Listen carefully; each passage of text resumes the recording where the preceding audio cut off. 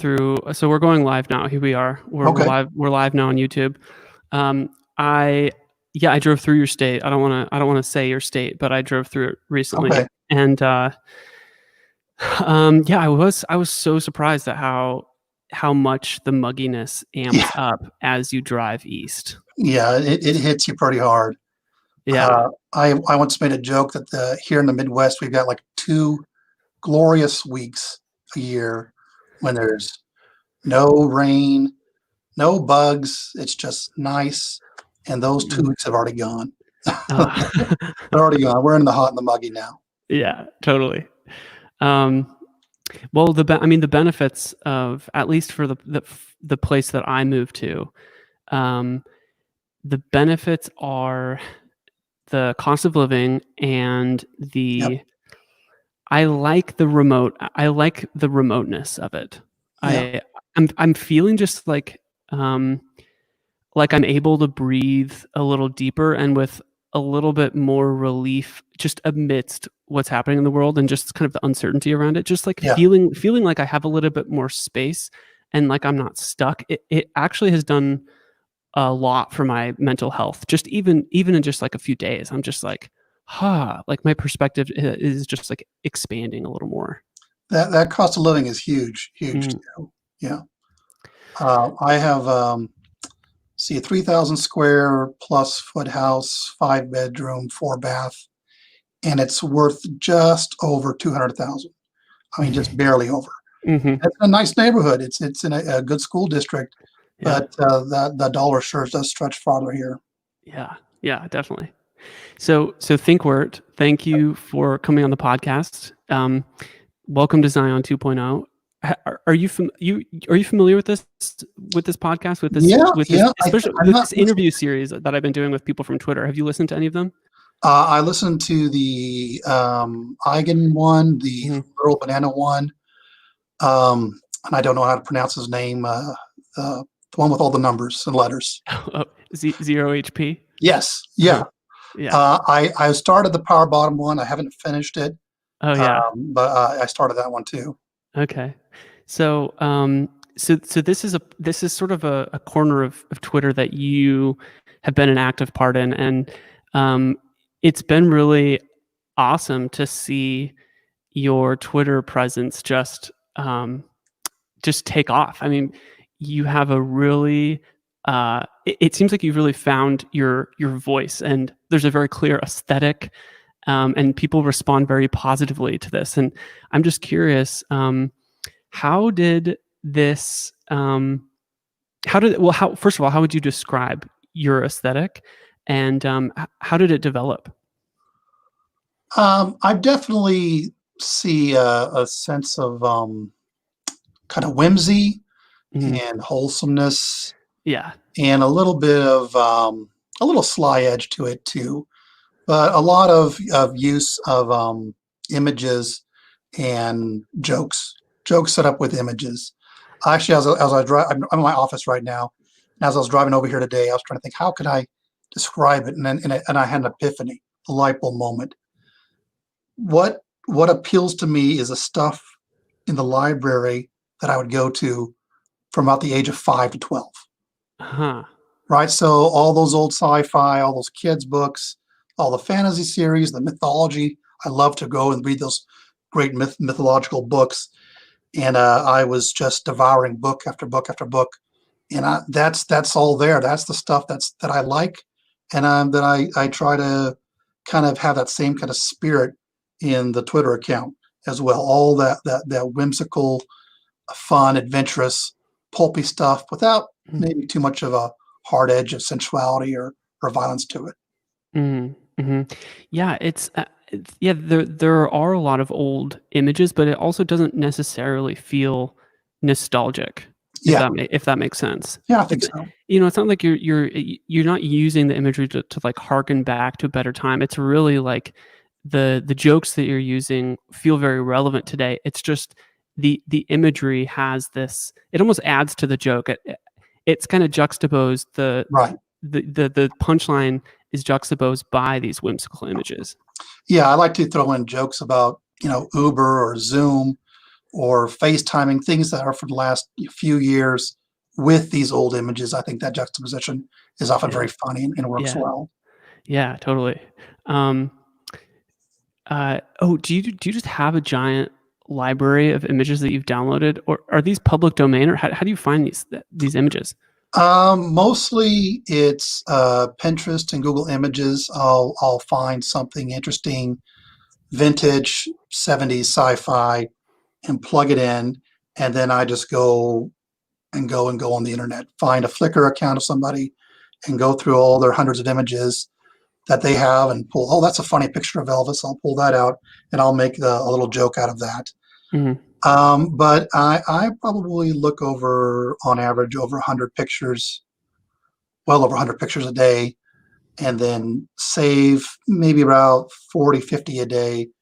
And then from those few, I'll pull out a few jokes, put them in my drafts tab, and then about half of the joke tweets I post, if they don't make it very well, I'll delete them in the first 5 minutes.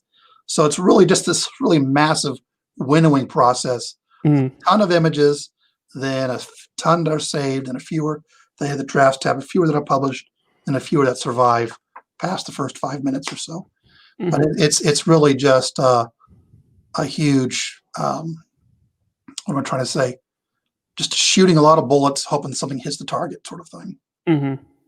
And you one of the topics that I actually initially reached out to you because I wanted to have a conversation about William Blake because I mean you can say as much or as little about this as you want, but this is a person that would you consider yourself an expert on? Well, expert's probably putting it a little too highly, but I am an enthusiast, I would say. I wrote Okay. my master's thesis on Blake, part of my doctoral dissertation on Blake, and I taught a course on Blake. So I do have some expertise, I guess. Okay. I don't think you're going to see my name anywhere with the highlights of Blake scholars, but yeah. This will be a two-part question. So who is William Blake, and why is this person someone that you were initially drawn to? So Blake is a poet, lived from 1757 to 1827. He was also an engraver. That's how he made his living. He was an engraver. So books would come to him, art prints would come to him, and he had his own press that he'd make all of his own books and books for other people as well. That's how he made his living. He wasn't a poet who lived only on his words. Mhm. And what made him fascinating to me is that he's just got this different and wild, and also I think a little bit childlike way of seeing the world that really appealed to me, but kind of a wisdom to him. And he's just so different. If you read the poets that preceded him, even the poets that are his contemporaries, he just sounds nothing like them, nothing like the Wordsworths and the Coleridges of his day. And those are the really good poets. He was much better, of course, than the bad poets. So I have been fascinated by him from since I was in high school, and I just kept that fascination when I didn't start doing my graduate work. I kept in that same vein of Blake.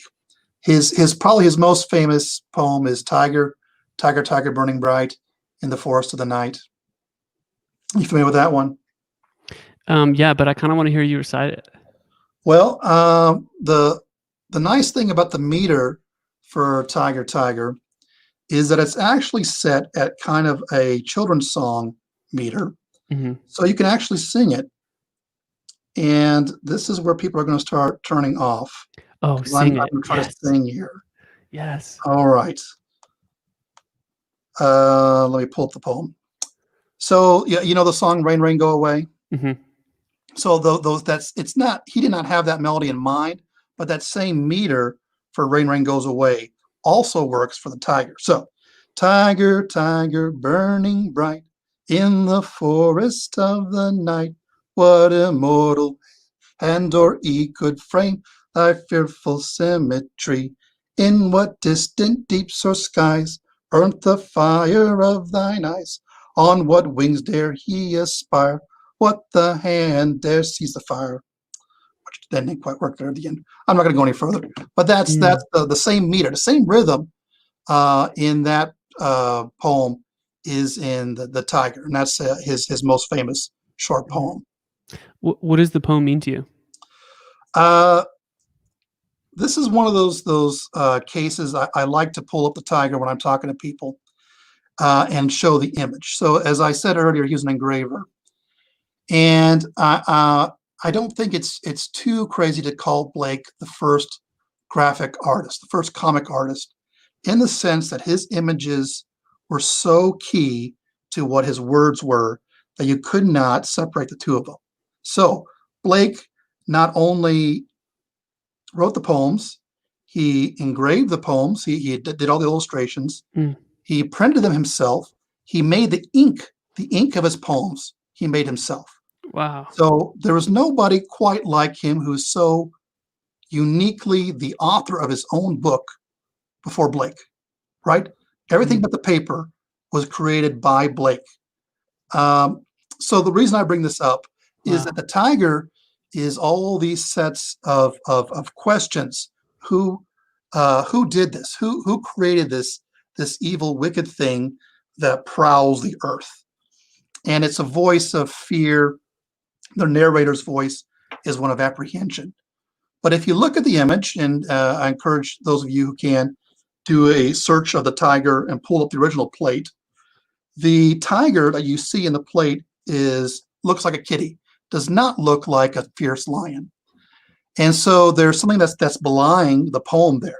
Blake himself is saying, this is a poem, the narrator is speaking from fear, the narrator is speaking from confusion, but look at the cat, it's just a kitty. He doesn't have to worry about this, he doesn't have to fear this, but he's afraid of it for no good reason. He's afraid of it for no good reason. Yeah. Interesting. I'm really curious, like what that evokes for you in your own personal life. Like is there something that, I mean, that's a really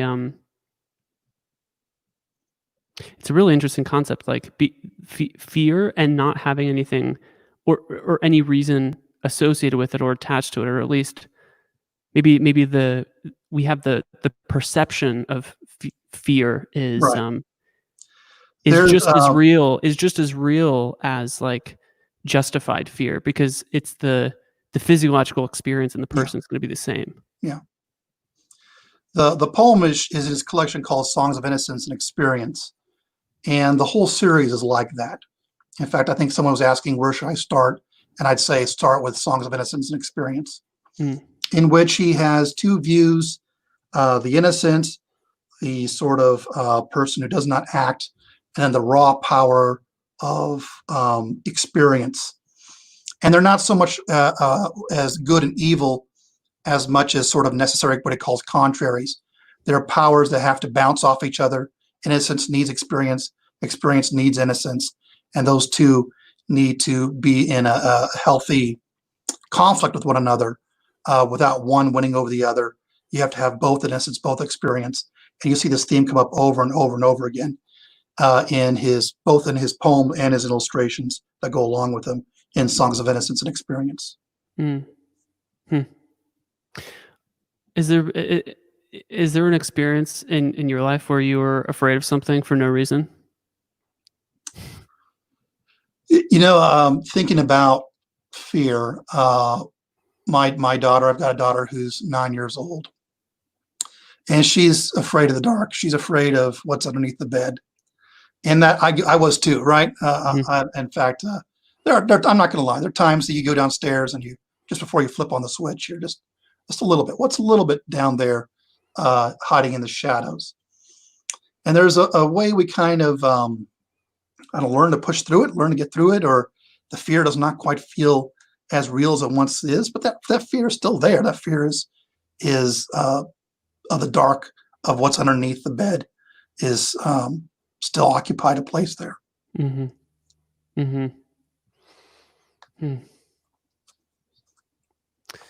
Yeah. So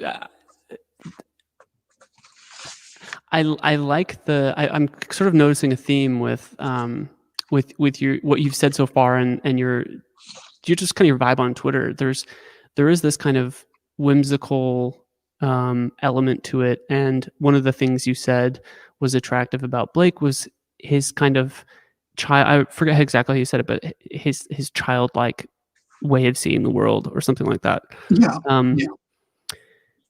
yeah, I'm curious just about that element of your life, and that that wholesome quality you bring to it. Is that something that is sort of has been hard won or developed over time, or do you feel like that kind of wholesome whimsy quality has remained consistent in your life? Like I'm wondering specifically, like if if having children sort of reignited it for you. I definitely think that was part of it. The whimsy, that stuff, I think that's been there too. But reading children's books to my own kids over the last 9 years has brought back a lot of this, brought back that emotion too.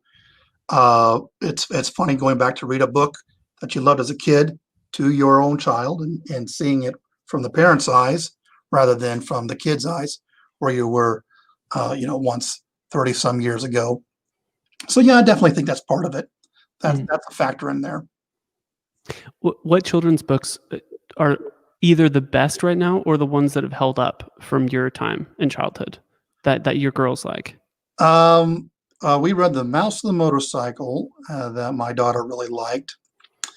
There is a old Scrooge McDuck from the 80s, Don Rosa, the Son of the Sun, where Scrooge McDuck goes with the three nephews and Donald Duck, and they try to find the Incan treasure.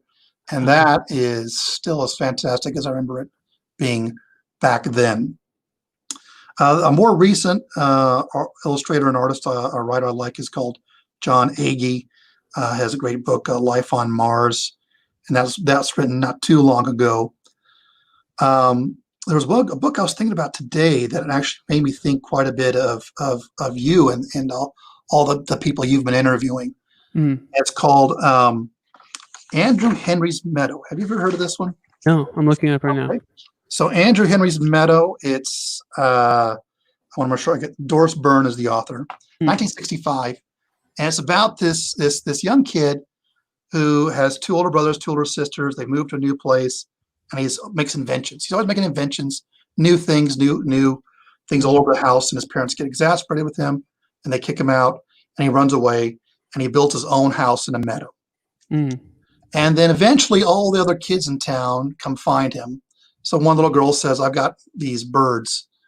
Can you build me a place in the meadow too? So he builds her a high tree house. And so she's got her own unique birdhouse. Then a guy comes along, has these moles and these rabbits. And so then they make him a little warren underneath. Then another guy comes along, he has some fish. And so they build him a little house with a stream. So eventually you've got these 9 little houses. They're each unique. They're each molded to the personality of the person. And they're all there in the meadow. And they have this wonderful little village there. And I was like, yeah, that's it. That's what I like to see. You got a little Eigen's place. You got a little banana place. Power Bottom Dad there, somewhere in the corner, and Tao somewhere. I don't know. He's got his own den somewhere too. But we're all there. We're all there on Collins Meadow. We've got our own little place. I'll post a link to it when we're done here. That story. So great. It's a great story. Yeah, the images are beautiful. There's actually, I mean, for people that are, this will be audio only after, but for people who watch it on YouTube, I can actually share my screen here. Let's see.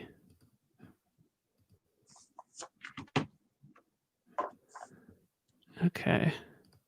Yeah, I just want to. Yeah. There's the tree house. Yeah, that's beautiful. And then I was The I little looked up. teepee there is the house for someone who's playing musical instruments that are so loud that she needs something that muffles the sound. So yeah, they each got their own little unique house on this meadow, and it's such a delightful book. I remember reading it as a kid and loved it, Yeah, and that's I think it beautiful. still holds up really well. Yeah, yeah. And have you read any or did you read Eric Carle when you were a kid? Not ringing a bell. How's it spelled? Eric Carle, I think Oh, I see it. Oh, the Very Hungry Ericccarl. Caterpillar. Yeah, Brown Bear. Yes, yeah. My kindergarten daughters love Brown Bear, and we will read it often and sing a little song when we sing it. Um, Brown Bear, what do you see? I see a red bird looking at me. That sort of thing. Yeah, We have a lot of songs at our house, as you might imagine. that's great. That's so great. I uh, I I just feel like the wholesome vibe is feels like it really striking a chord with people, because especially people my generation, there's a if it's not consciously transformed, the default operating mode is just cynicism, Yeah, which and the caveat is like that actually to be in or it can actually be used to help you navigate in the world in a more effective way than just like pure naivete might. You right. know, it like if you've been burned or if you've been hurt, then having some level of cynicism is actually a good it's a good adaptation. Um, but it's not it wears on you if that is your default mode all the time. Yeah, yeah. And I think that's definitely something I try to do. A little bit of that, an antidote to the cynicism. And not that I can't be cynical myself, but I don't put that on the feed too much. Too much. Mhm, I try to resist a little bit of that negativity because it is everywhere. Because it is so easy to find. mhm, If you want that, there's very many places you can find it. mhm, So I try to be a little bit of maybe like an oasis away from that on my feed, and that's a little bit of what I'm going for. mhm. Yeah, you definitely do a good job of it. What do you find that you get cynical about in your own personal life? That you're like, okay, I don't want to put this out on Twitter. Like what are the things that trigger that? um, I had a tweet yesterday that I took a swipe at journalism, which is a little bit more political and cynical than I tend to get. Uh-huh. But I'm a little irritated with the Slate Star Codex stuff Yeah. of the last couple weeks. But again, there's plenty of places that you can find people who are arguing very cogently or angrily or cynically for those kind of things. And I'm happy to keep my little corner of Twitter swept clean and brightly painted for people to come and visit, where that other stuff can be kind of left to the side. Mhm. Mhm. Yeah, a lot of people are asking about the Twitter games that you've created. Do you wanna talk a little bit about Yeah, that? Like, sure. what was the inspiration for creating the games? And maybe you could just for people that haven't experienced them, if you could just describe them a little bit. So basically, they are chain tweets. So you have a tweet, and then it connects to another tweet with a reply or a quote tweet. And it started out really, it'd be like 20 tweets where I'd say, give 4 pictures and say, you're going to a party. Who do you go with? Who are you hanging out with? And so 4 silly pictures of sort of mythical creatures. And by the end, you got to say how you getting home. Are you getting home on the back of a giant? Are you going to get home on the back of a dragon? And it was a real small, real brief, but it got a good response. So I kind of built on that and built on it and built on it until the biggest one I did late last was 80,000 words. No, that's not quite right. 22,000 words, 80 pages of this choose your own adventure through the Roman Empire, where you become a Roman emperor and try to keep your power and live to the end and not get assassinated. And so they've kind of morphed into something huge. But my goal was really trying to figure out ways that you can push what Twitter can do. Mm-hmm. Have you ever seen those like if you go to a Legoland statue where you'll see these statues built out of Legos? You see a flower pot made out of Legos. You know what I'm talking about? Yeah. So the elaborate things made out of Legos, and they're kind of fun, but you're not going to go and build a flower pot out of Legos regularly. But I am building flower pots out of Legos with the games. It's not the best way to make a game. There are a lot better games out there, but the fact that I'm doing it all through Twitter is kind of fun, and I like trying to do something a little bit different, a little bit new with each one, and kind of push what I'm doing a little bit with each one of those games as I go along. Yeah. What is your what are some of your goals with Twitter? What are some of your other goals? Like as your, I mean, if you keep going on the trajectory you're on, like more people are going to find you, and your account's going to grow. And I just wonder if you have ideas for the future of the Thnkwert Twitter account. I don't have an end game, no. I know it seems like I kind of go week by week. What works this week? About 2 months ago, I started tweeting at 10 o'clock every night, the same little message. Good night, friends. It's 10 p.m. I'm going to bed. And mostly it started just because I wanted to force myself to put away Twitter. Right? If I go back and start tweeting, people are going to say, "Why are you tweeting? You went to bed." But it's also a way to share more fun images. And that became kind of my little ritual, little routine. And I'm still doing it. And I started adding questions in the morning. Every weekday morning, I'll ask somebody, "What's your favorite wildflower? What's your favorite poem? Tell me where you went to vacation last." That sort of thing. Mm-hmm. And those things just kind of get added on. And sometimes they work, sometimes they don't. And they kind of just morph from week to week. What do people respond to? What people don't like? Kind of listen, pay attention. So I don't have an end goal, except I wanted to make a nice little, like I said, a little spot on the internet that's fun and wholesome and whimsical, and people go kind of get away from the nasty politics and negativity of other places in the world. And that's really all my goal is. I don't have an end goal, right? Yeah, could I add world conquest at the end? I don't know. Yeah. I don't know. I don't know where it goes from here. What about your relationship to like one of the things you said was like the 10 p.m. Twitter sign off. It started as a way for you to just be like, okay, I need to get off Twitter. Like, what's your relationship to it in that sense? And like in like the shadow side of like how addictive Twitter can become. What's your sense of that? It's definitely taken up a lot of my free time that I used to spend, I don't know, watching movies or playing games. In a way, it's become a game. I make a joke and see if people like it, or make a game and see if people like it. Except it's on the creative side. Mm-hmm. It can be addictive, of course. Right now, between COVID and summer, I've got a lot of free time. Mm-hmm. I'm teaching some online classes, but I really am free most of the day. Mm-hmm. So it's just something that's occupying right now. I can definitely see once August starts and I'm teaching full time again, that it starts to slow way down. Mm-hmm. For me. I don't think it's gotten unhealthy for me yet. I mentioned earlier I'm planning on a vacation here in a few weeks, and I am going to put away Twitter for that week or so while I'm gone.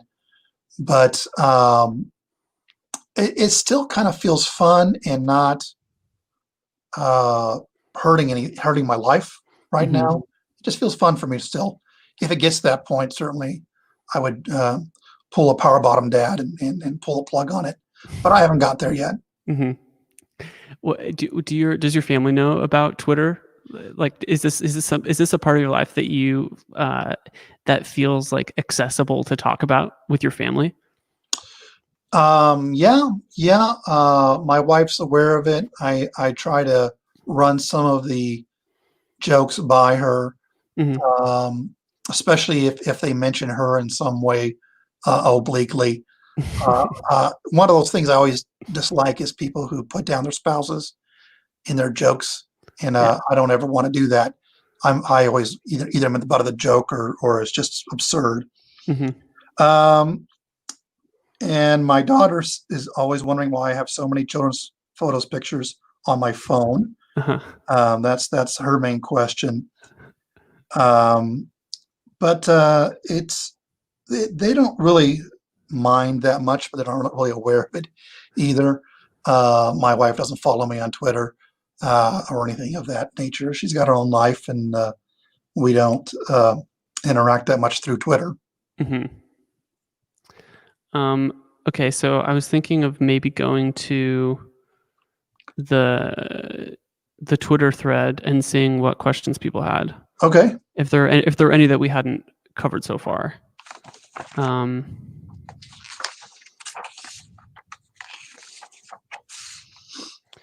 Oh, someone says your mom energy on Twitter. Yeah, I'm not. What do you think that means? Yeah, I was just gonna ask you. Like, I mean, maybe it's just that level of wholesomeness. It's I like, think that maybe it is. or I also don't like feel. this is what I think it is. I think it's like moms are like very they're aware of a lot of things. Uh-huh. And especially moms are really good at being aware of like their effect on people, Uh-huh. like very socially sort of conscious and aware of like what's happening in a room. And one of the things that you were saying was like you're just very conscious of the fact that you're trying to create a space that is free from the negativity where you're going to Right. get anywhere else. So it's kind of like it's like the kitchen counter, like that the mom has like fresh cookies. Yeah, The kids come home from school and she's just like, "How's everyone doing?" I can see that. Yeah. Uh, that little free space. I'm also tend to be pretty wholesome. I don't tend to use the four-letter words, just like your mom wouldn't True. around Right. the kids. So I can see Yeah. that too. Yeah. Okay, someone says your favorite classic children's picture books, changes in illustration style. Oh, that's something we haven't talked about. Changes in illustration style. Thoughts about folklore, fairy tale in relation to contemporary life. You can pick any of that feels Yeah, interesting I to you. actually wrote a list of some of my favorites. Um, my daughter loves Curious George. I always loved Curious George when I was a kid. That's the Ray Margret and H. Ray. There's this great Russian, and if I had to pick one illustrator, really to plug hard, it would be this guy. His name is Ivan Bilibin, Bilibin. He actually died in Leningrad during the Nazis' assault. Hmm. Um, and he just if I could pick up someone's art and post it on the wall, it'd be this Russian Ivan Bilibin. Just fantastic stuff by him. My favorite book as I was a kid, Where the Wild Things Are, Maurice Sendak was a big one. Love the Richard Scarry, Busy World books. A lot of Scandinavians I really like. Elsa Beskow, K. Nielsen. Edmund Dulac was a French illustrator from the 19th century I liked. Bill Peet was a guy from Disney. He was excellent, Peet. Garth Williams, another good one. Beatrix Potter is wonderful. Her stuff um, is so evocative because her little bunnies, her squirrels, had so little expression on their faces.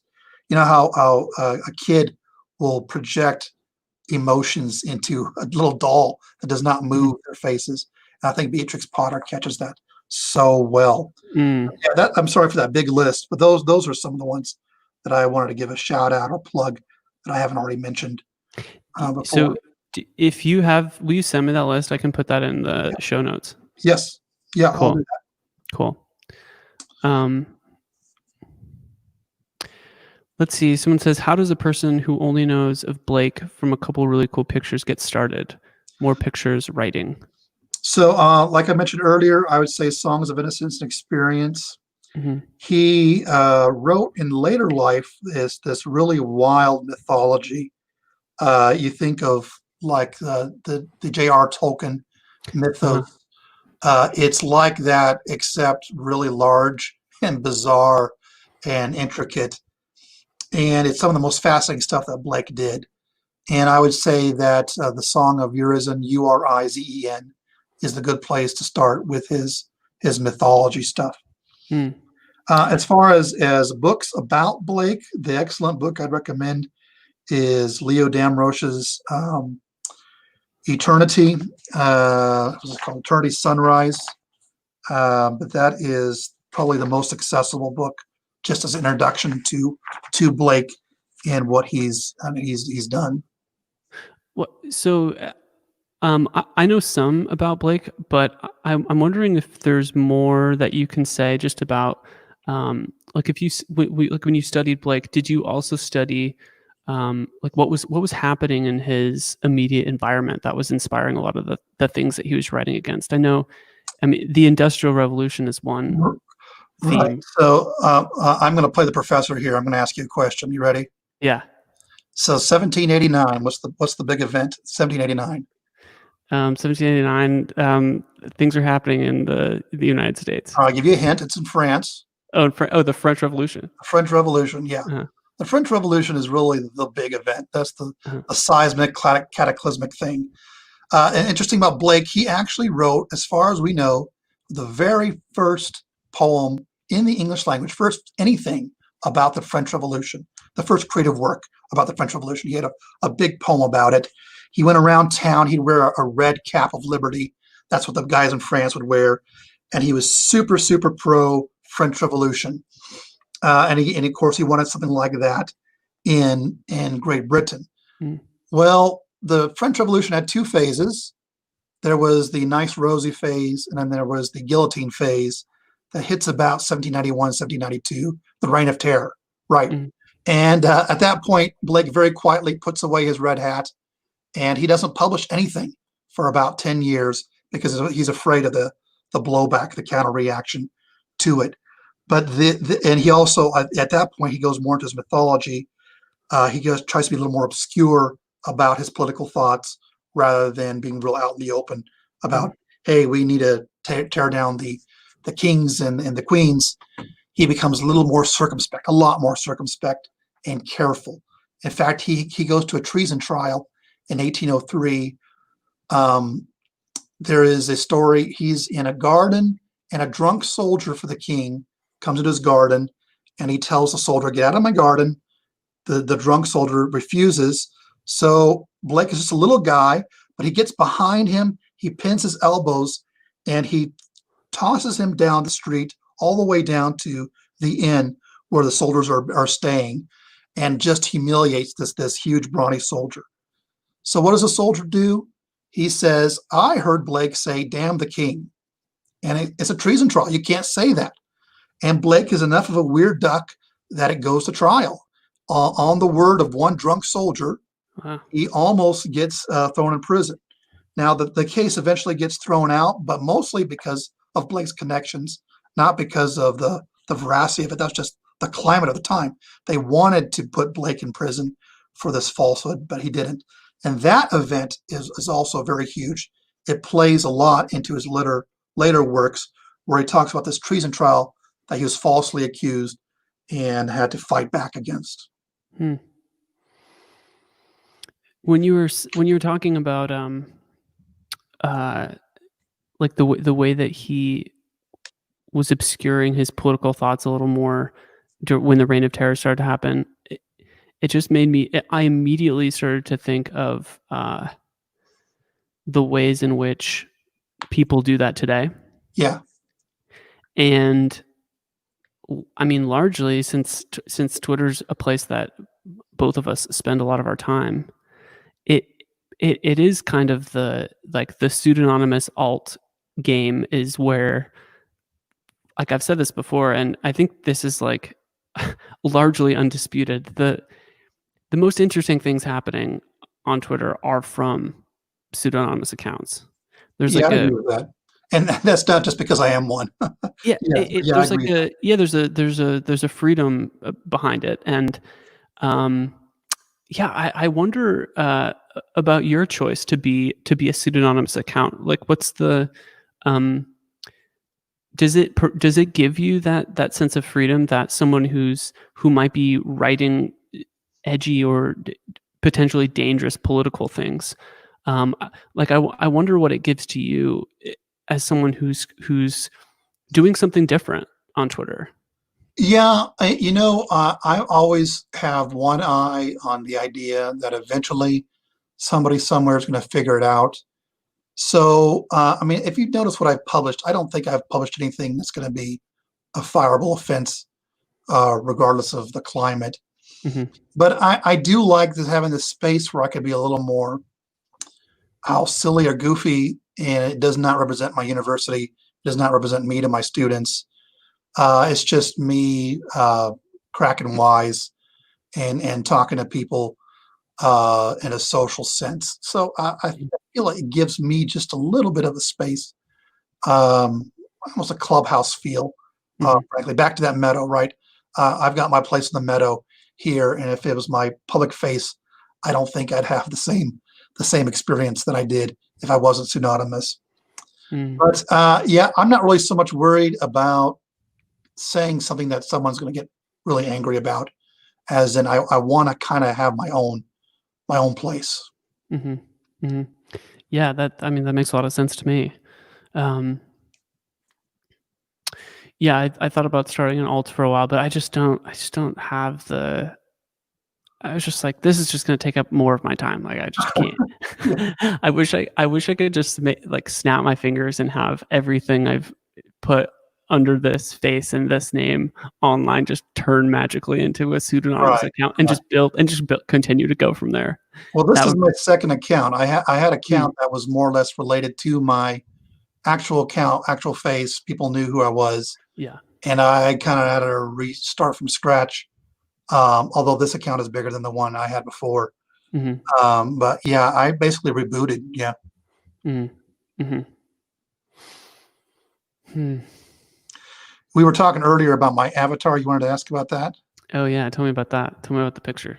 So it's a optical illusion that combines the face of Marilyn Monroe with Albert Einstein. And I always tell people, click on the profile and look closely, because usually the picture's so small, all you see is the Marilyn Monroe. And I like it because it is so perfectly anonymous, right? You've got Yeah. the young female, charismatic. You got the old male, brilliant guy, and they're all together. It's all combined. It's all into one. And when I saw this picture, and it's been years, I thought that'd be a great avatar for a Twitter profile, and I've kept it since then. Yeah, it's a good one. um, yeah. Are you on any other social media? I'm on Facebook, and I mostly just post pictures of my wife and kids there. Hmm. It's not anything terribly exciting. Not I should say, all my creative energies go on Twitter. I Uh-huh. don't post my creative energies much elsewhere. I'm not on Instagram or anything like that, Hmm. or I have an Instagram account that I never use, basically. Hmm. Uh, what's the cultural vibe like on your corner of Facebook right now? I have a pretty good mix of people from the right and the left, which is always interesting. I get on there and hear people complaining about this or that. But a lot of people, I'm 43, and that's around the age of most of my friends are. So I get a lot of the 4-year-old three moms and dads vibes. Lots of Hmm. people are parents. You know, uh, it's funny, if I make a comment about being a parent on Twitter, it doesn't tend to go as well. If I make that same kind of joke on Facebook, it tends to do better. I think Mm, they relate more than my Twitter audience does right. to the being a parent kind of jokes, changing Yeah. diapers, that sort of thing. Um, but yeah, I would have to say, if you don't like me and my kids, my wife, my Facebook account would probably be pretty boring, because that's all it is, really.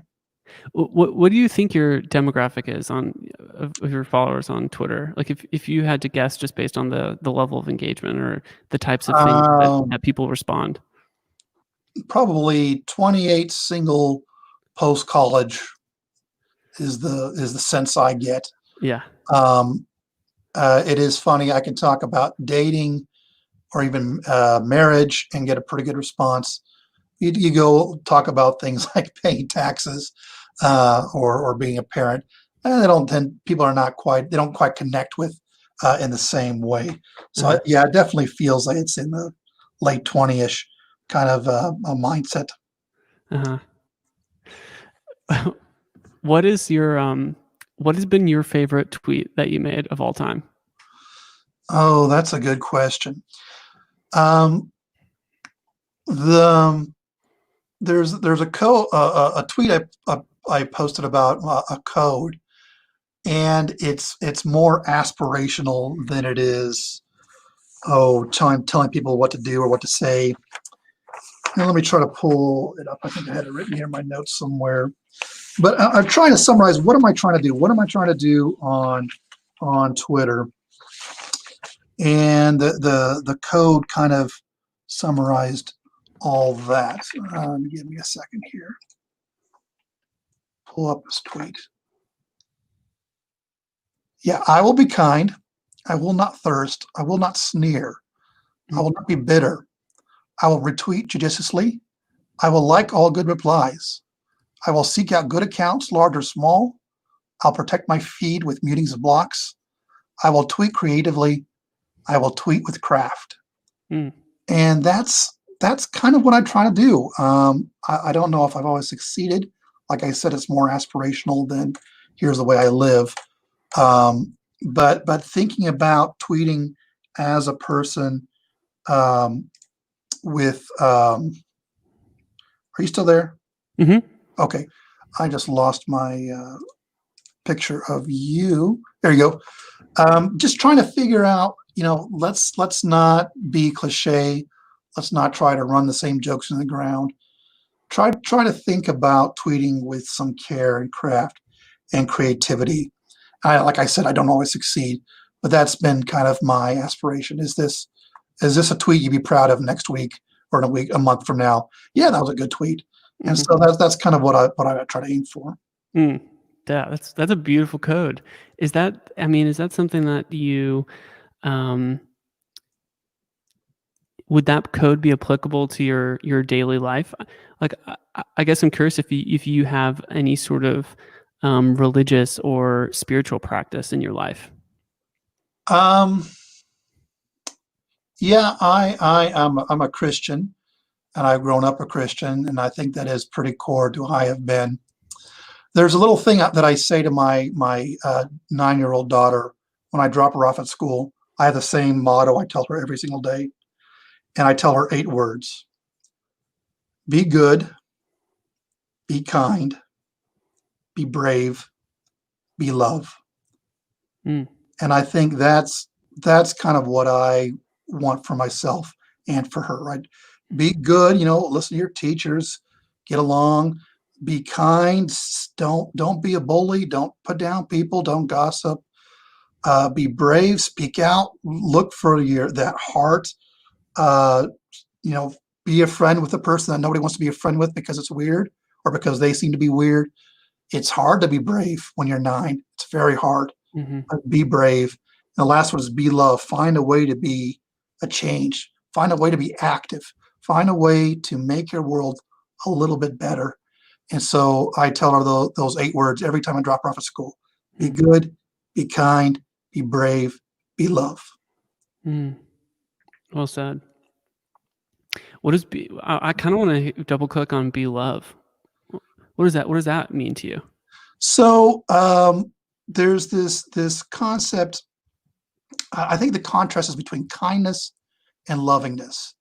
I think kindness is letting people be who they want to be, and not actively hurting people, right? Don't just let that person be who they want to be, or don't go out of your way to hurt them. But being love is harder. Being love is about how do you actually make this world a better place, right? What's the extra step you take to make your world a little bit brighter, a little bit stronger? Doing that extra thing, and not merely, I would say it's the difference between being reactive and passive. Being kind is your automatic reaction. Being love is the active. I want to find a way to make other people's lives better. I want to find a way that I can make my community stronger. Mm. Yeah. Yeah, that's well said. Do you go to church? Do you have like a regular I did community? before COVID, For but COVID, yeah. I go to church just about every week. Yeah, Mm. Mhm. we our daughters we have twin daughters who are 5, and I will say that once they were born, it pretty much put a monkey wrench into our routine. So it's been a lot less often the last 5 years since the girls were born. Mhm. If you ever heard advice of when you have a baby, sleep when the baby sleeps? You ever heard that? Mhm. So newborn baby doesn't have a regular sleep schedule. Sleep when the baby sleeps. Well, when you have twins, they don't sleep at the same time as each other. Oh, yeah, so you're just Right. you're just shit out of So luck at that point. they're yeah, good luck at that point. Right. It's tough. It's exponentially harder with twins than it was with a single. But yeah, that was part of the routine. Yeah. Mm. What is your favorite thing about church?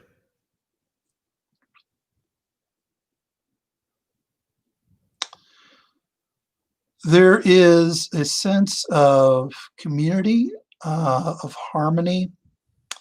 I like the fact that I rub elbows with people that I would not rub elbows with otherwise, right? I'm a college professor.